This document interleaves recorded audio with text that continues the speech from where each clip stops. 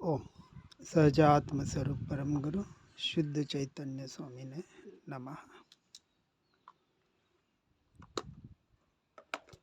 श्री समयसार कलश में आचार्य अमृतचंद्र आचार्य देव गाथा 10 में बता रहे हैं, शुद्ध ने आत्म स्वभाव को प्रकट करता हुआ उदय रूप होता है।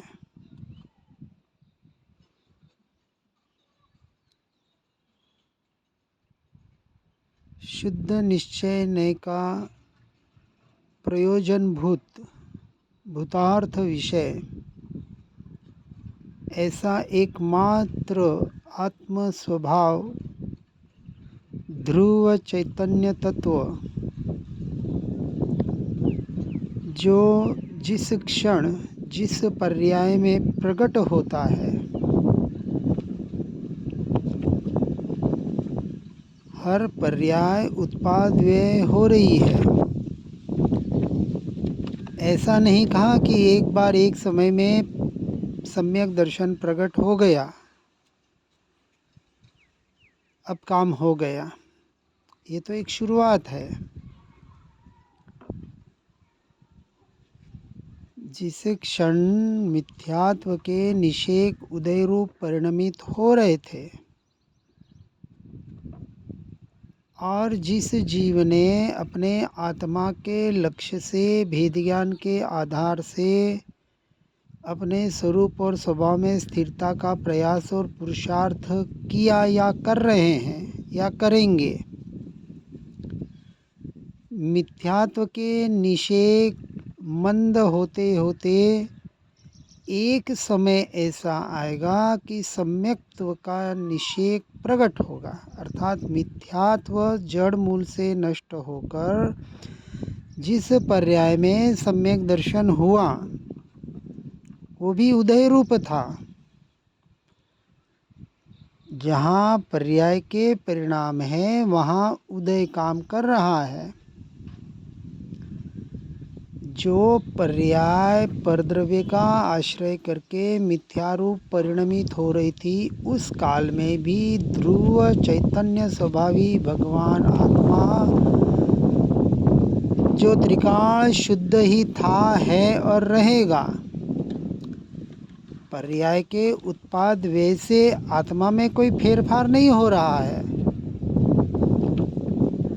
आत्मा तो जैसा का तैसा,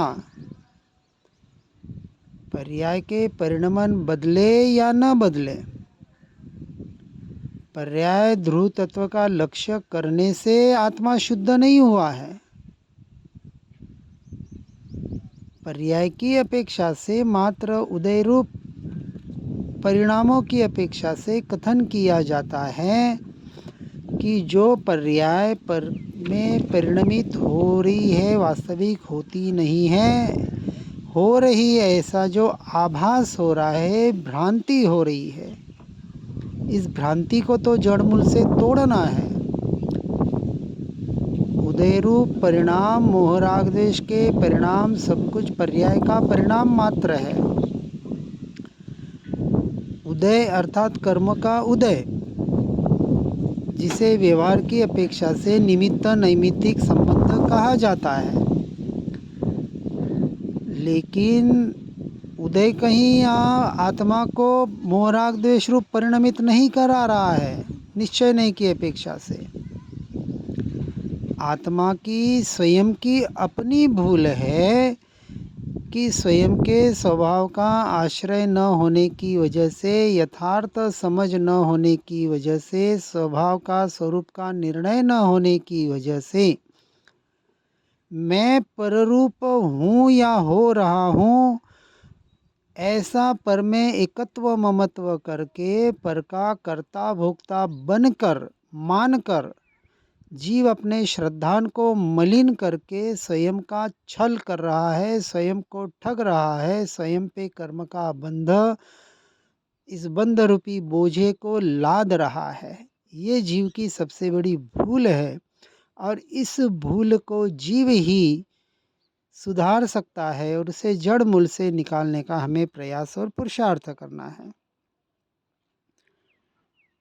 इसलिए आत्म स्वभाव को प्रकट करता हुआ, क्योंकि प्रकट करना व्यवहार की अपेक्षा से एक समय में अनादि अनंत तत्व तो प्रकट ही है, क्योंकि हम बार बार यही कहने का तो प्रयास कर रहे हैं कि जो कुछ परिणमन हो रहा है ज्ञान का ही परिणमन हो रहा है और ज्ञान में ही हो रहा है।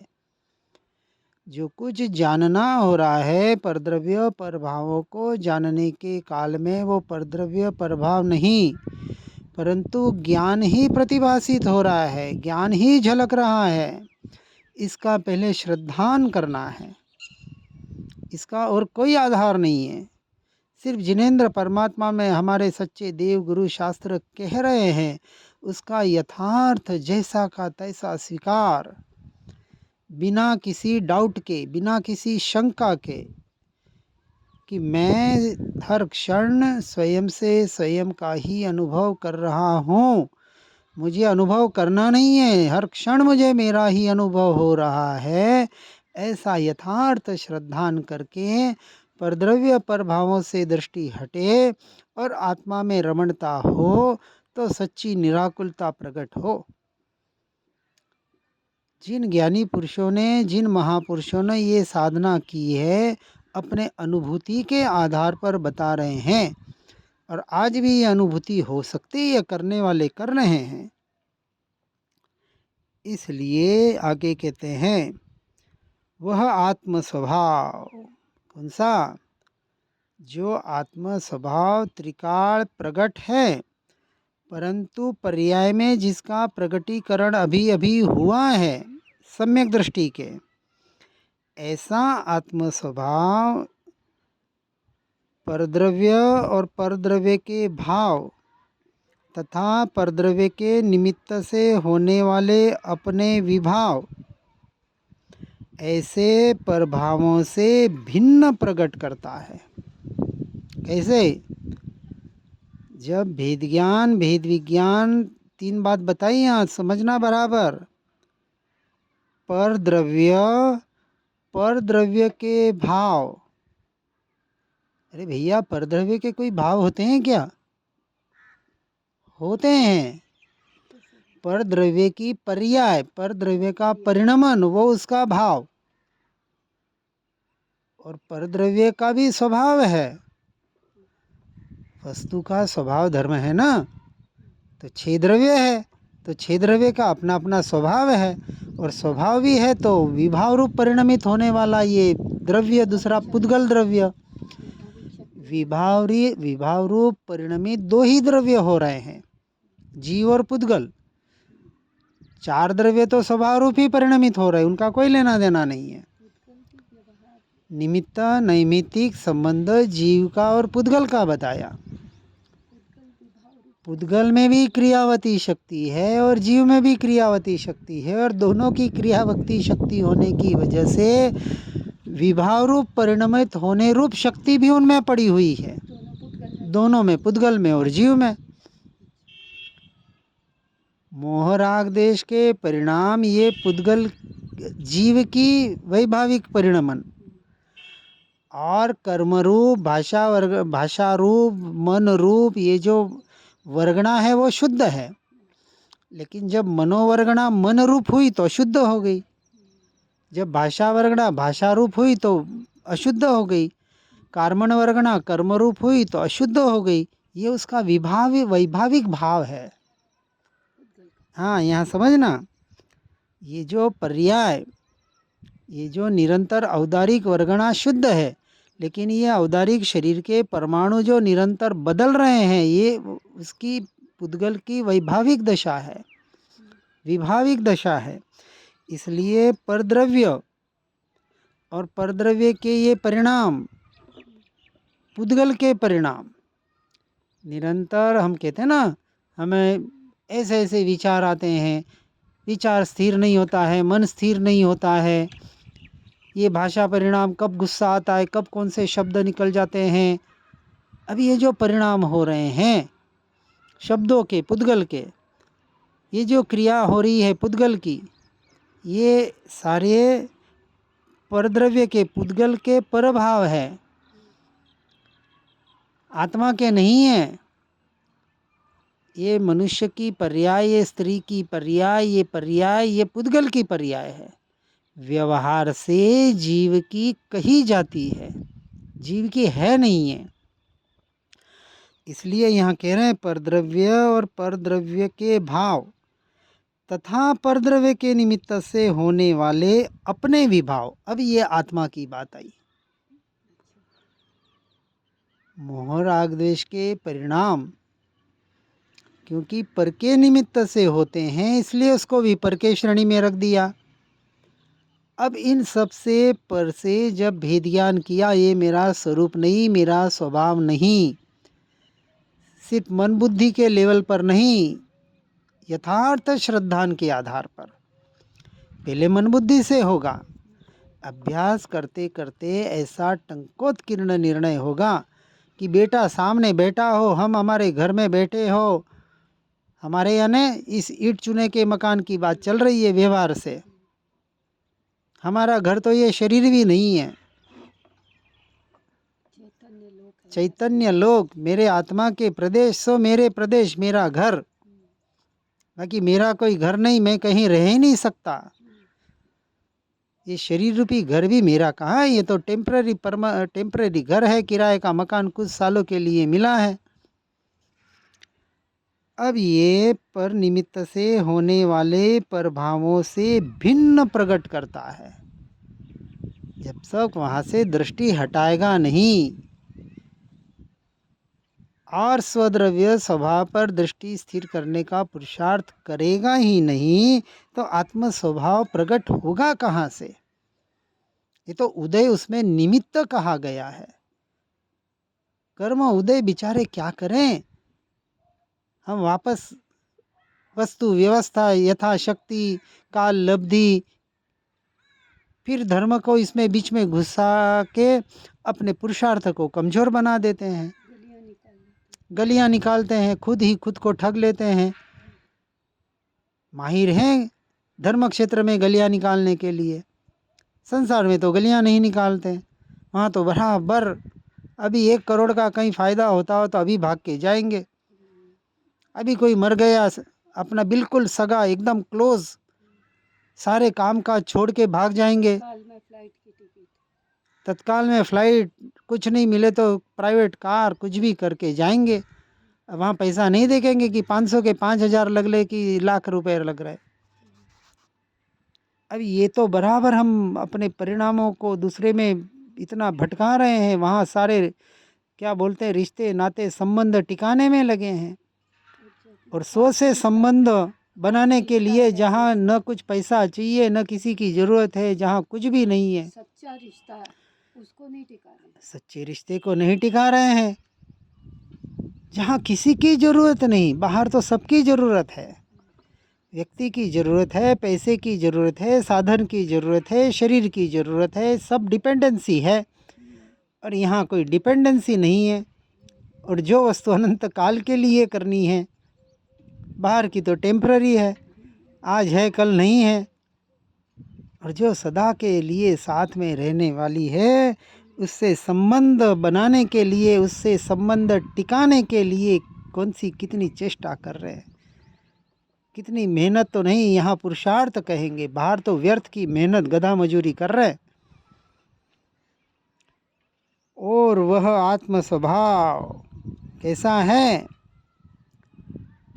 संपूर्ण रूप से पूर्ण है, परिपूर्ण चैतन्य घनपिंड, अगुरु लघु स्वभाव वाला, जिसमें अंश भी कुछ आने की और निकलने की जरूरत नहीं, आ नहीं सकता, इतना परिपूर्ण, क्योंकि वहाँ से कभी अंश मात्र भी कम हुआ नहीं, होता नहीं।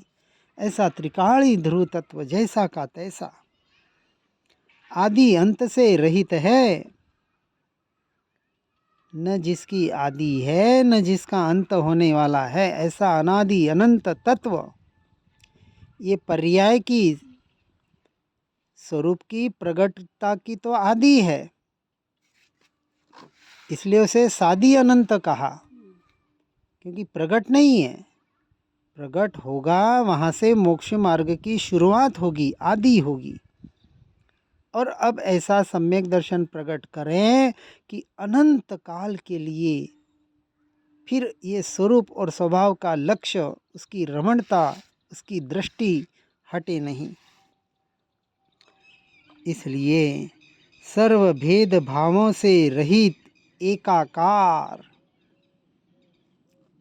सारे भेदभाव, ये जो स्याद्वात की शैली से जो समझाने का प्रयास किया जा रहा है, नए निक्षेप प्रमाणों के आधार पर, सप्तभंगी के आधार पर, देखो जैन दर्शन ही सर्वोत्कृष्ट दर्शन, स्याद्वात की शैली बताने वाला, लेकिन समझाने के लिए और समझने वाले के लिए उत्कृष्ट है। किसको समझने के लिए? ये शास्त्र नहीं, शब्द नहीं, अपने को जो समझ रहा है, स्वयं को, उसके लिए स्याद्वात की शैली, जो स्याद्वात की शैली के द्वारा, नए निक्षेप प्रमाणों के द्वारा, इन सारे भेद प्रभेदों के द्वारा, ये जीव स्थानक, मार्गणा स्थानक, गुण स्थानक के द्वारा वस्तु व्यवस्था को, वस्तु स्वरूप को यथार्थ रूप से समझाकर, अनेकांतवाद रूपी समझाकर, अंत में सम्यक एकांत की बात चर्चा होती है। चर्चा नहीं होती है, चर्या होती है। सम्यक एकांत चर्चा का नहीं, चर्या का विषय है। अब विचार करना है, हम चर्चा में कितने हैं? पढ़ने सुनने में अटक रहे हैं या चर्या भी कर रहे हैं? क्योंकि चर्या में पढ़ना सुनना नहीं होगा, और पढ़ना सुनना होगा तो साथ में आत्मरमणता का पुरुषार्थ होगा, और पढ़ना सुनना भी धीरे धीरे छूटता जाएगा।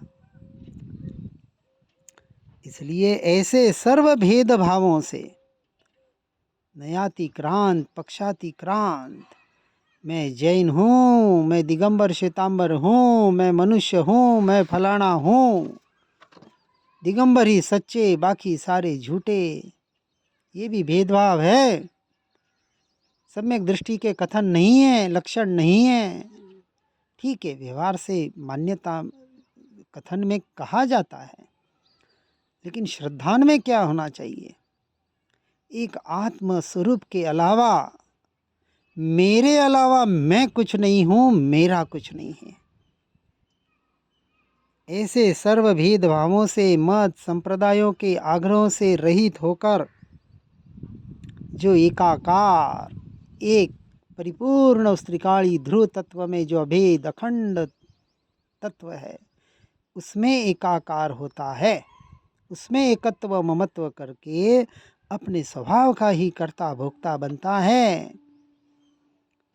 और उसका परिणाम क्या? तो आगे कह रहे हैं, जिसमें समस्त संकल्प विकल्प के समूह विलीन हो गए हैं। बाहर के संकल्प विकल्प की बात नहीं, यहाँ निश्चय से संकल्प विकल्प की परिभाषा आचार्य कुंद देव समय सार जी में बताते हैं। अपने ज्ञान को बाहर के भेदों से भेद रूप जानना मानना,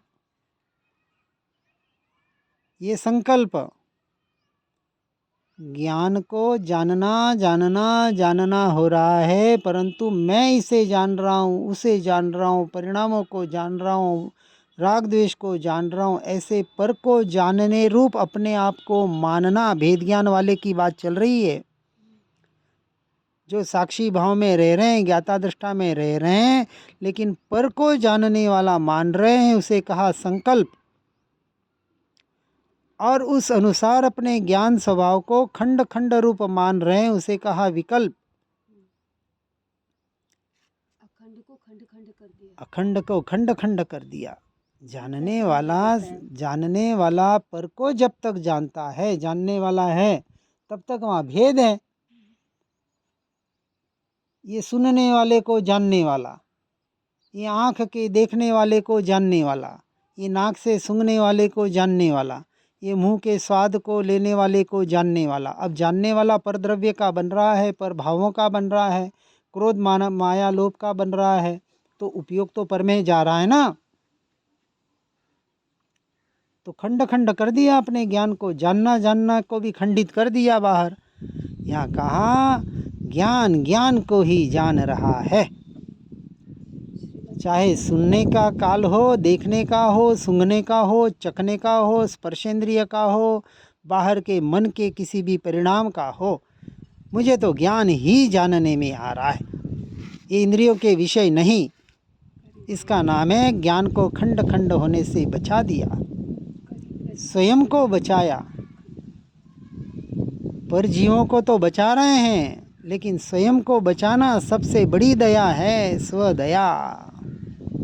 कर्मों से बचाना, बंध से बचाना, बंधनों से बचाना। तो ऐसे संकल्प विकल्प के समूह भी व्यवहार रूप और निश्चय रूप, जब हम कह रहे हैं, जब ये विकल्प यही मैं ज्ञान स्वभाव जो अनंत गुणों के साथ है, एक एक प्रदेश में है, असंख्य प्रदेशी, अभेद, अखंड, त्रिकाली, ध्रुव तत्व, भगवान आत्मा, यही मैं, यहाँ तक शब्द आया, विकल्प आया। ये विकल्प भी मेरा स्वरूप नहीं। और ऐसा मैं के आधार पर अपने होने पने में जब स्थिर होता है, अपने एहसास में, अपने अस्तित्व में लीन होता है, चाहे व्यवहार से हो। निश्चय की बात तो भावलिंगी मुनियों के लिए है। हम व्यवहार से भले कुछ देर के लिए शांत हो जाए, अपने स्वरूप में, स्वभाव में स्थिर हो जाए, इसका नाम है विलीन हो जाना। और उस विलीनता में ये आत्म स्वभाव प्रकट होता है, इसका नाम सम्यक दर्शन है। और सम्यक दर्शन होने के बाद परद्रव्य परभावों से एकत्व ममत्वपना 100% टूटना ही चाहिए, टूटता है। अब ये विचार करना कि बाहर से मैं मेरापना कितना छूटा, उस पर अभ्यास करो। ज्ञान ज्ञान ज्ञान ज्ञान का रटन हो गया, ठीक है, बहुत अच्छी बात है, ज्ञान स्वभाव पे हमारा उपयोग जाता है। लेकिन पर में मैं मेरापना कितना टूटा, हमारा मूल उद्देश्य वो भी है, सिर्फ ज्ञान की पकड़ नहीं तो फिर निश्चयाभासी हो जाएंगे। अब यहाँ दूसरे पहलू को बराबर देखकर अपने जीवन को आत्ममय बनाने का प्रयास और पुरुषार्थ करें, इसी भावना के साथ। ओम नमः सिद्धम। जिन वाणी के ज्ञान से हो सम्यक श्रद्धान, हो चारित्र महान और पाऊँ पद निर्वाण। जिन वाणी के ज्ञान से सूझे लोकालो, सो वाणी मस्तक नमो सदा देत हूँ धो।